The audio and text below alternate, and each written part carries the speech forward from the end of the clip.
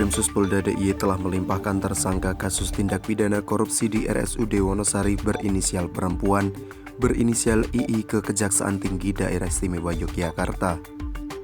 Ex-mantan Direktur RSUD Wonosari tersebut akan segera disidangkan. Kombes Pol Roberto Gomgom menerangkan, berdasarkan hasil rapat koordinasi bersama Kejaksaan Tinggi Yogyakarta, supervisi oleh Komisi Pemberantasan Korupsi atau KPK, dan petunjuk jaksa peneliti perkara tersebut sudah dinyatakan lengkap. Sebelumnya berdasarkan laporan polisi pada tanggal 11 November 2019, II yang pada saat itu tepatnya di tahun 2015 menjabat sebagai Direktur RSUD Wonosari diduga melakukan penyalahgunaan wewenang atau tindak pidana korupsi bersama tersangka lain yakni AS. Berdasarkan temuan tersebut, polisi kemudian melakukan penyidikan dan menetapkan 2 tersangka sejak 2019 lalu. Penetapan tersangka tersebut berdasarkan laporan polisi atau LP bernomor LP-2019-2019-DIY-SPKT pada 11 November 2019.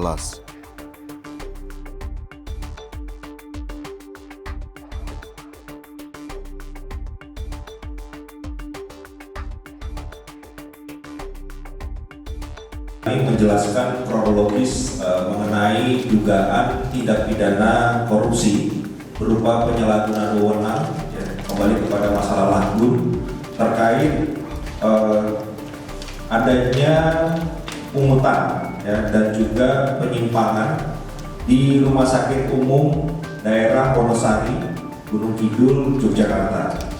Jadi laporan polisi sendiri itu di tanggal 11 November tahun 2019 dan pasal yang dipersangkakan yaitu mengenai di pasal 2 ayat 1 dan pasal 3 Undang-Undang Nomor 20 tahun 2001 tentang perubahan atas Undang-Undang Nomor 31 tahun 99 tentang pemberantasan tindak pidana korupsi.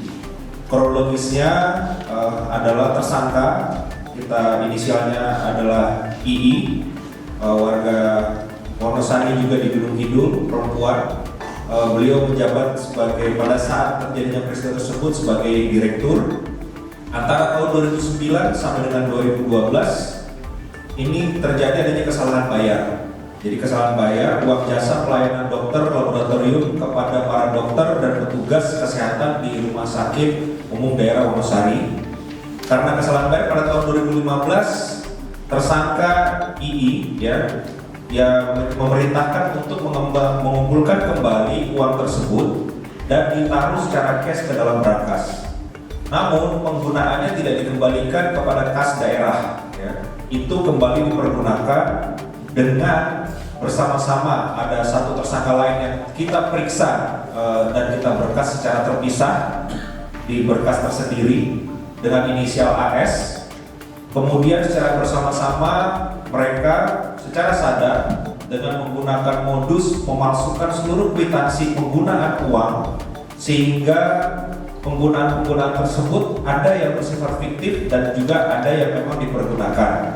Dari hasil penghitungan kerugian negara, uang yang berhasil diselamatkan dalam proses penyidikan ini sebesar 470 juta rupiah. Barang buktinya ada di sebelah kiri, silakan nanti rekan-rekan untuk mengambil gambarnya. Dan hasil koordinasi kami kepada pihak Kejaksaan Tinggi Daerah Istimewa Yogyakarta, jadi bekerja sama juga perkara ini disupervisi oleh Komisi Pemberantasan Korupsi.